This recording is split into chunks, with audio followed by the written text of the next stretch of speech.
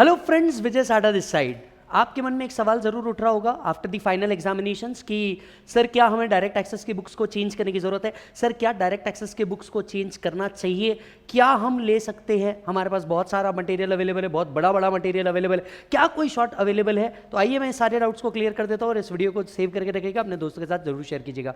सबसे पहली बात, हो सकता है आप ऐसे स्टूडेंट हो जिसने नवंबर 21 में अपना पहला एग्जामिनेशन दिया था, अनफॉर्चुनेट रहे मई 22 दिया, राइट? यहां पे अगर आपके पास नवंबर 21 का बुक है जो मई 22 की एप्लीकेबिलिटी रखता है, या फिर आपने नवंबर 21 का बुक ही रखा हुआ है और बाद में सिर्फ अमेंडमेंट देख करके प्रिपेयर कर लिया है, तो ऐसे केसेस के अंदर में मैं आपको सजेस्ट करना चाहूंगा you must change the book.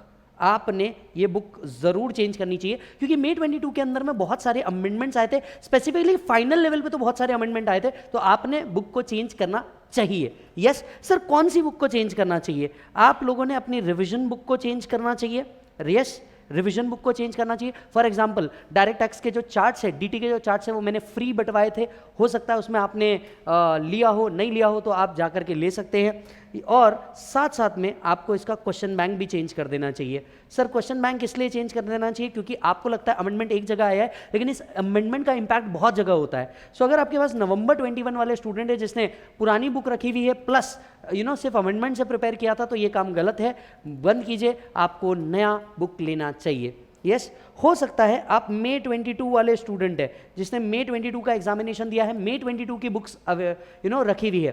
ध्यान से सुनिए, मई 22 का अगर आपने एग्जाम दिया था तो आपको फाइनेंस एक्ट 21 एप्लीकेबल था, which is also applicable for the purpose of November 22। So there is no need to change the book. There is no need to change the book for the purpose of November 22। So अगर आपके पास मई 22 की book है, ये same book नवंबर 22 में भी applicable हो जाएगी, आपको कोई भी चीज करने की जरूरत नहीं है। हाँ, ऐसा हो सकता है अगर बुक्स बहुत बड़ी है तो आप डीटी का चार्ट्स के ऊपर प्रेफर कर सकते हो, या डीटी का चार्ट्स के ऊपर आप नहीं जाना चाहते तो हो सकता है आप कोई शॉर्ट बुक जैसे फास्ट ट्रैक बुक होगी, फास्ट ट्रैक बुक के थ्रू भी अपना प्रिपरेशन कर सकते हो। इनफैक्ट क्वेश्चन बैंक भी आपको चेंज करने की जरूरत नहीं है, क्वेश्चन बैंक भी जो मई 22 के लिए था वो नवंबर 22 के लिए रहेगा। याद रखिए, आपका प्रीवियस ईयर और असेसमेंट ईयर सेम रहता है, इस केस में फाइनेंस एक्ट सेम रहता है, तो आपको कुछ भी करने की जरूरत नहीं है। हाँ, हो सकता है नवंबर 22 के लिए कुछ जुडिशियली अपडेट्स आ जाएं या कोई नोटिफिकेशन या सर्कुलर आ जाए, वो आरटीपी के थ्रू आता है। यस, आरटीपी में हमें बताया जाएगा और उस टाइम पे आप उसको सेपरेटली प्रिपेयर कर सकते हो। तो एज सच आपको न्यू बुक्स की कोई भी जरूरत नहीं है, आप सेम बुक को क्या कर सकते हो, कंटिन्यू कर सकते हो। मान लीजिए आपने नवंबर 22 के हिसाब से ही बुक ली हुई है, तो प्रैक्टिकली ये जो बुक होगी ये फाइनेंस एक्ट 21 के हिसाब से ही अमेंडेड होगी, तो आपको वापस से न्यू बुक्स की कुछ भी जरूरत नहीं है।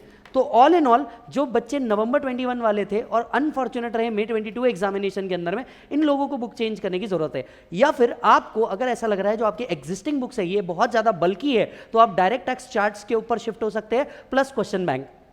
सब प्रिपरेशन कैसी करनी चाहिए? अब देखिए, आपके पास इतना टाइम तो बचा नहीं है, क्योंकि आपके पास सिर्फ और सिर्फ 105 दिन बचे हैं एग्जामिनेशन को रफली। तो ऐसे केसेस के अंदर में आपने क्या करना चाहिए पता है? आपने सीधा सीधा शॉर्ट बुक जैसे फास्ट ट्रैक बुक हो गई या डीटी के चार्ट्स हो गए, वहां से प्रिपेयर कीजिए और मैक्सिमम टाइम लगाइए क्वेश्चन एंड आंसर सॉल्व करने में। जी हाँ, आपका मैक्सिमम टाइम जो होना चाहिए वो क्वेश्चन एंड आंसर सॉल्व करने के लिए होना चाहिए, इसकी प्रैक्टिस के ऊपर होना चाहिए, तब जाकर के आपको बहुत बेहतरीन मार्क्स मिलने वाले हैं। यस, तो अपना टाइम पूरा का पूरा इन्वेस्ट कीजिए कॉन्सेप्ट्स को शॉर्ट में पढ़ के, प्लस आप क्या कर सको यहां पे इस चीज को इंप्लीमेंट कर सको क्वेश्चन एंड आंसर्स के थ्रू। जितनी ज्यादा प्रैक्टिस होगी उतने ज्यादा मार्क्स सिक्योरिंग के आपके चांसेस बढ़ जाएंगे। याद रखिएगा, टोटल इनकम के क्वेश्चन जो मैंडेटरीली 20 से 30 मार्क के लिए आते हैं, इसको सॉल्व करना बिल्कुल नहीं भूलना है। यस, तो आपके ये बुक से रिलेटेड अपडेट था। अगले वीडियो के अंदर मैं आपको एबीसी एनालिसिस और अदर अपडेट्स भी देखते जाऊंगा। आप स्टे कनेक्टेड रहिए। Thank you so much.